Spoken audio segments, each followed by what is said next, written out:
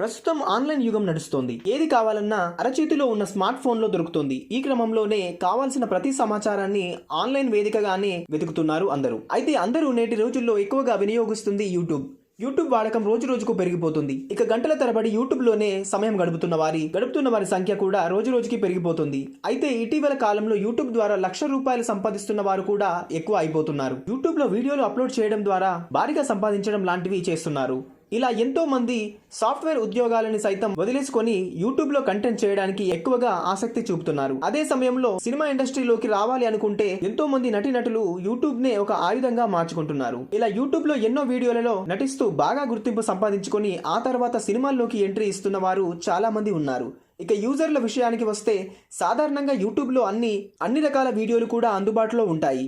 అయితే కొంతమంది వీడియోలు చూస్తున్న సమయంలో ఆన్లైన్ లో కాకుండా వాటిని డౌన్లోడ్ చేసుకొని ఆఫ్లైన్ లో చూడడానికి ఎక్కువగా ఇష్టపడుతుంటారు. అంతేకాదు డౌన్లోడ్ చేసుకుంటే ఇక ఆఫ్లైన్ లో పదే పదే ఆ వీడియోలో చూడవచ్చు అని భావిస్తూ ఉంటారు.